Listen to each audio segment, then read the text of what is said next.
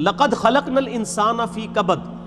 بے شک ہم نے انسان کو بڑی مشقت میں پیدا کیا ہے۔ سورہ انشقاق کے اندر بھی اس طرح کی آیات آئی تھی، میں نے ڈیٹیل گفتگو کی تھی کہ ہر شخص مشقت میں پیدا کیا گیا ہے، پیدائش سے لے کے مرتے دم تک انسان مشقت میں، خصوصاً جب وہ جوانی کی عمر میں قدم رکھتا ہے تو مشقت میں اضافہ ہو جاتا ہے، اور وقت کے ساتھ ساتھ انسان پہ برا وقت ہی آتا ہے، اچھا وقت نہیں آتا۔ انسان کی مصروفیات بڑھ جاتی ہیں، انسان کی تگ و دو بڑھ جاتی ہے، اولاد کی تربیت کا معاملہ، ان کے رزق کا بندوبست کرنا، ظاہر ہے اللہ نے اسباب کے ساتھ چیزوں کو جوڑا ہوا ہے، تو پوری زندگی انسان مشقت کاٹتا رہتا ہے۔ لیکن کامیاب ہیں وہ لوگ جن کی یہ مشقت اللہ کے لیے ہوتی ہے، چاہے وہ اپنے بیوی بچوں کے لیے بھی کر رہے ہیں، لیکن خدا ٹاپ پرائرٹی رہے، اللہ کو ترجیح اول مانے۔ جیسے ہی اللہ کے حوالے سے ترجیح ہٹ گئی تو آپ کی بڑی سی بڑی نیکی بھی زیرو سے ملٹیپلائی ہو جائے گی۔ ایک شخص رزق حلال کما رہا ہے، اس کے لیے نیکی ہے، لیکن اگر اس کی وجہ سے وہ نمازیں چھوڑ رہا ہے، روزے چھوڑ رہا ہے، اللہ کے احکامات کو پامال کر رہا ہے، تو یہ اس کی نیکی پھر کس کام کی ہے؟ وہ تو پھر کئی اور لوگ بھی کر رہے ہیں۔ کیا دنیا میں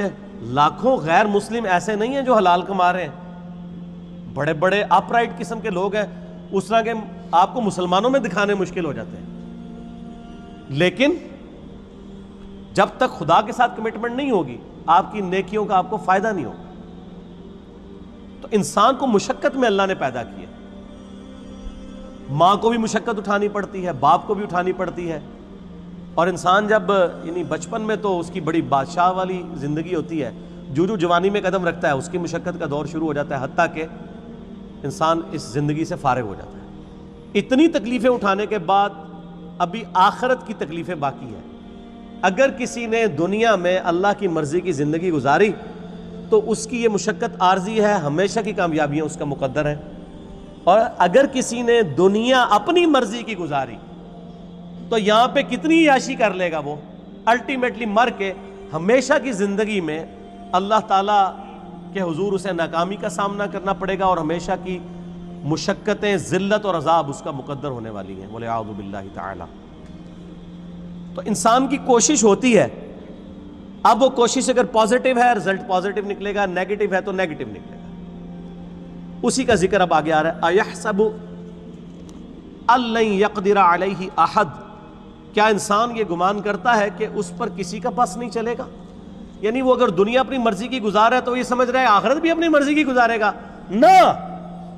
ایسا نہیں ہوگا۔ یقول اہلکت مالا لبدا، بڑے فخر سے کہتا ہے کہ میں نے تو بڑا مال خرچ کیا ہے۔ اسپیسیفکلی تو اشارہ ہے مشرکین عرب کے ان امیر لوگوں کی طرف جن کا ذکر قرآن پاک میں کئی جگہ ہے کہ وہ بڑا فخر کرتے تھے کہ ہم حرم مکہ کی جو خدمت ہے وہ ہمارے ذمہ ہے، ہم یہاں پہ حاجیوں کے اوپر جو ہے وہ